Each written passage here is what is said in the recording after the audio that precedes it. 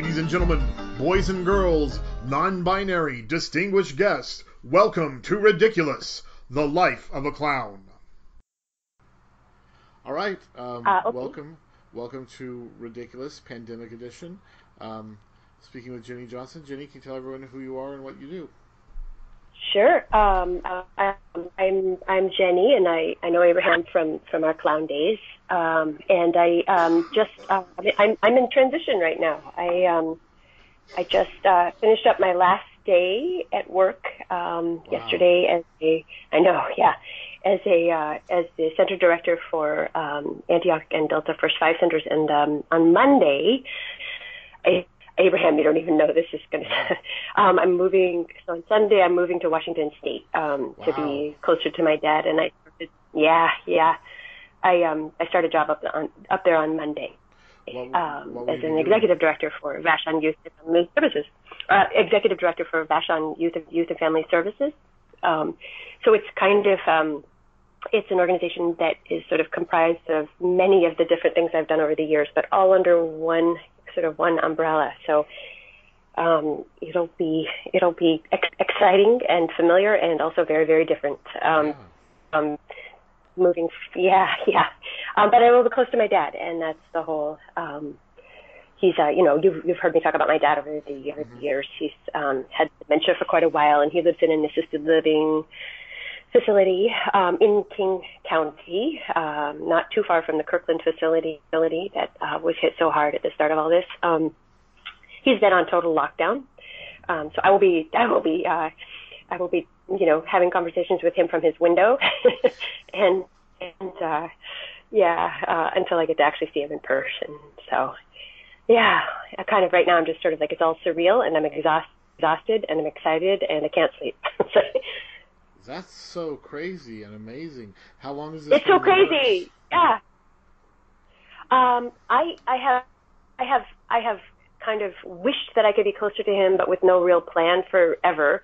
And then last fall, his lady friend, she passed away, and he, it's that whole classic thing of, with older couples, one goes and then the stability is gone and health starts to decline in the other. So I started seeing that, and then with the pandemic, I was just like, I just can't not be near him. I'm his only kid. Doesn't have family. It was just too much. So I actively in the work since last fall. I actually applied for another job, got it, but I couldn't quite make that work. And then this one opened up in January, and it's finally about to happen. So for a while. Wow. Does anyone else know? Yeah. A few people. I haven't announced it. Like Laura knows, our little, my bestie clown peeps. But it's all, I don't know why I feel kind of shy about it. Maybe just because it all feels so, it's just so big, and it's just surreal. So I need to, also just tying up loose ends, wrapping up my job. I was really focused on that until yesterday at 7 p.m. I'm slowly letting people know. Nice. It's weird. It's a really interesting time to relocate to another state. In a pandemic. Yeah. What's happening with your job? Am I allowed to ask you questions? Yeah. I can catch up with you later. No, you can ask me. I'm the director or the manager of the School of the Arts at a community center in the Bay Area, and that's been real weird. I'm furloughed right now, so I still have my insurance, but I'm on unemployment. Okay. But I'm doing some volunteer stuff for them at the same time. We have a weekly class for musical theater in which we try and teach 40 kids The Lion King. Wow. Okay. Yeah. I actually just I'm tracking you on Facebook. Oh, you are? I'm barely on Facebook. Oh, you are. Well, I saw the announcement. I saw the kind of like at first, like, hopefully it's coming through. That came through, and I did like about 14 backflips in my heart here. And, that's a job. Yeah. oh, but the job, I know, and then all the weirdness came down. So, within like a month. Yeah, it's nuts, right? Yeah, yeah. So, yeah. Your family is your dad and yourself. Anyone else? Yeah, my family in Washington is my dad and myself. My mom's whole side of the family is still up in Alaska. And I've been bugging her for years because she's such a little recluse, and I've been like, come on, Mom, you got to get out there and make friends. You got to get on and meet up, and now I'm just like, okay, just don't go anywhere. It's fine. She's celebrating her little reclusive ways, and she's also an incorrigible germaphobe, so that's fantastic. So yeah, so far so good with her. So your family is adapting to the pandemic adequately, at least. Yeah. I'm not. So far, I have not immediately had to worry about any of my peeps. I worry a little bit about Christopher, who's gonna stay here. He works in a lab, and he goes in there alone. But it is still a little bit of he has to, he's got some essential duties, and you just wonder, you just worry a little bit. But he's very vigilant about just separating and all the stuff you're supposed to do. So. And he's your partner here in the Bay Area. Yeah. Yeah. Yeah. I can't believe you haven't met him. Yeah. I haven't met anyone. I mean, obviously, Laura's partner I'd met a long time ago, but we never see anyone anymore. Everyone's so far away. Even I know, in the same area. It's so weird, yeah. Yeah, and we always have like ambitions of a get together, but then it's always hard to pull it off. So, to that degree, how are you staying connected to your social support network? So I lots of phone calls. I've been on the phone with my mom almost every day, just for an hour a day. And we didn't, we were kind of like a once every 2 weeks phone call connection, but so it's definitely ramped up. She refuses to do Zoom, even though I wanted to see her beautiful face. She doesn't trust it.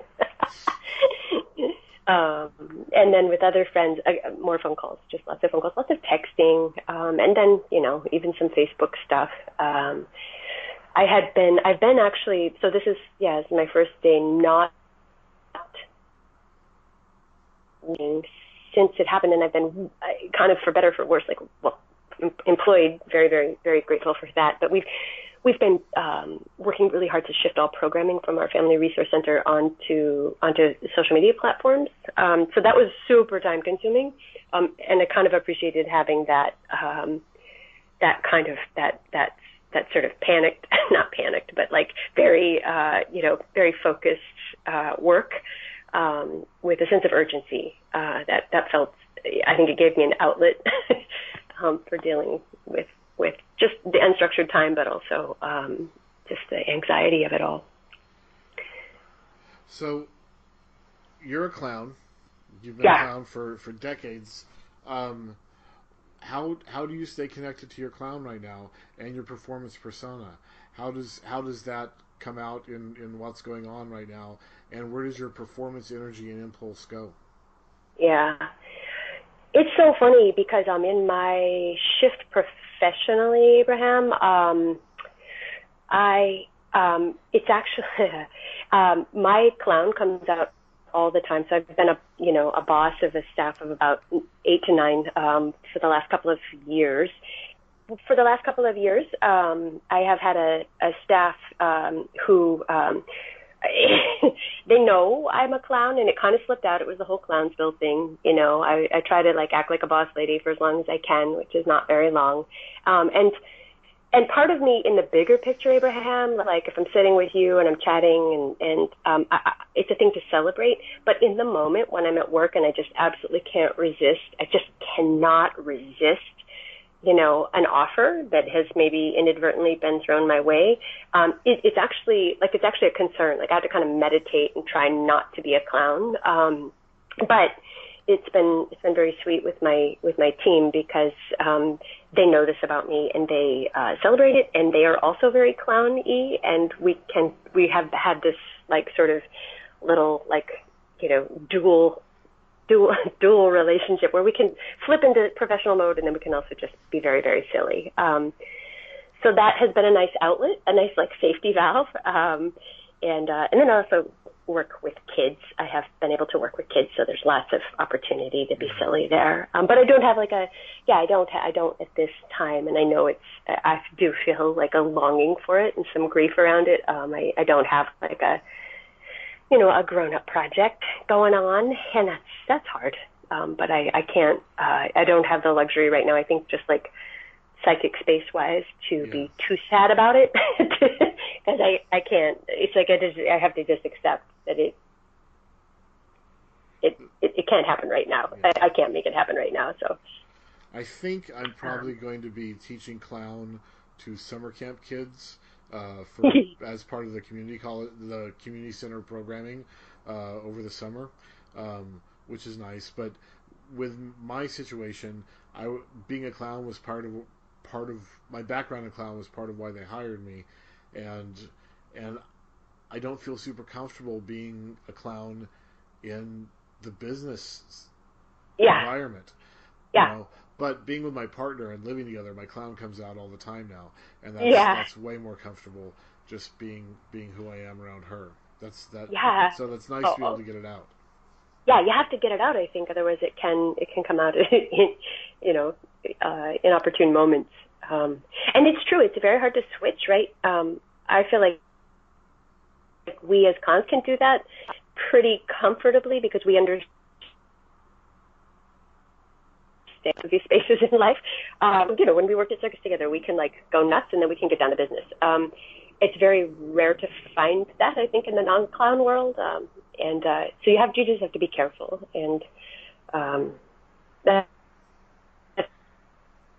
so a heavy question. a funny thing. I don't know. Lost you for a second. Are you back? Are you there? Yeah.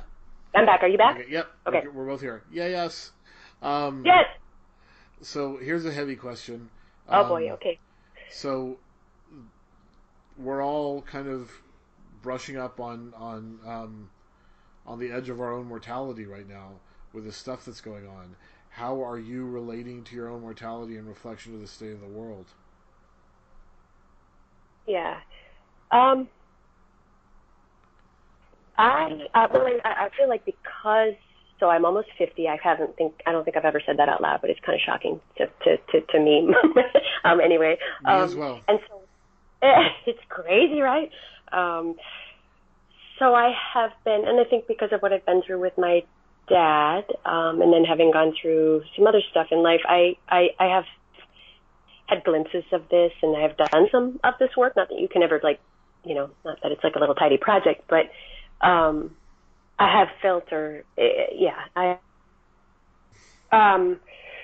I feel like my sort of relationship to mortality has been shifting for a while now, for many reasons, and this just shock.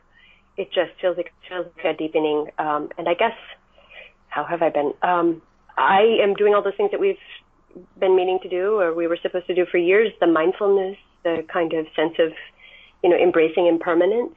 I guess I'm just digging deeper into it. And it all sounds so cliche, but it's, I don't know, impermanence, mortality. Probably the main shift would be like spending more time on my relationships and less time on work and all the things that I thought were so important. Hey, hi. Hi. Can you see me? Yeah. Hey. Hi. What's that on your wall? Hi. That's Yeah. a bunch of it's my partner's father's Africana. He's Nigerian, and so they have a lot of Africana stuff, and it's part of his collection of Africana, which is I think just some cheetahs lounging in the savannah. That's really cool. Yeah. Yeah. So I've personally, the mortality thing, I've been feeling really fatalistic about it. I have this feeling that someone within the 10 or so people that I care about the most in the world is probably going to die. Maybe me, maybe my partner, maybe someone I care about. And been trying to accept that as a possibility, and not worry about it. I mean, we worry about keeping ourselves healthy and safe, but I've just been trying to accept that feasibility is really there right now, and there's not anything I can do about it, and I just have to accept it and not let it kill me, not let it wear me out. I don't want you to get this. Yeah, neither do I. We've been sick, both of us, for the last few days, but with something else, not with that, which is nice. But she's got a compromised immune system. I am diabetic, so we're in the riskier groups. Yeah. So what are you going to do for your clown when you get up to Washington? How are you gonna get that rolling again? How are you going to get it out of your system? Yeah, it's a good question because I I do have the ambition of trying to be as professional as possible for as long as possible at work. We'll see how that goes. Maybe I can I'll let you know how long I get that last. God. So I do have. So my dad, he's in this assisted living facility, but they've been bringing in. This is really cool, Abraham. And if we lived there, we would do this all the time with all our clown buddies. They've been having artists come and perform outside the facility. Nice.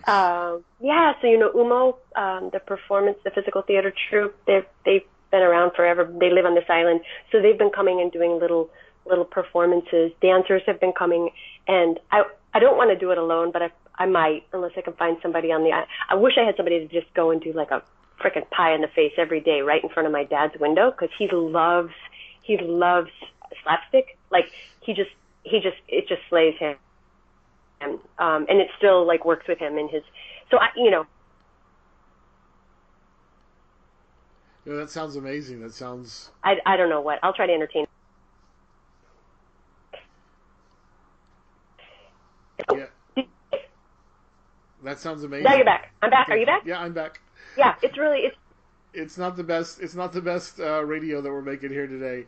It's kind of really annoying in a way, right? Yeah, but ridiculous. Sorry. That's okay. Yeah. Well, I guess that'll wrap us up. But I just want to see how you were doing and how you're holding up in the middle of the plague year, and congratulations so much on the new job and getting to go be closer to your dad. That's really amazing. Thank you. When all this is over, you guys should come up and visit. Yeah. And you can. I'll have a little place. It'll be like a little bed and breakfast. You can come up and luxuriate in the green of Washington State. That sounds nice. I love Washington State. What's happening with your wedding? It is on the back burner until the world opens again, and then we're probably just gonna have to split it up into a marriage and a wedding separately. Get married first, and then have a wedding down the road. Yeah. But we'll see how it Congratulations. goes. Thank you. I'm so happy for you. It makes me, yeah. I have 500 other questions, but now is not the time. Anyway, I just miss you. And what else? I don't know. Yeah. I miss you too, Jenny. All right. I guess I'll let you go. All right. But okay. We'll talk again soon. Thank you so much. Bye. All right. Bye-bye. Thank you. Bye-bye. Thank you for joining us today on Ridiculous Life of a Clown. This program, as always, is made possible by your support through our Patreon, which you can find through www.picklewater.com.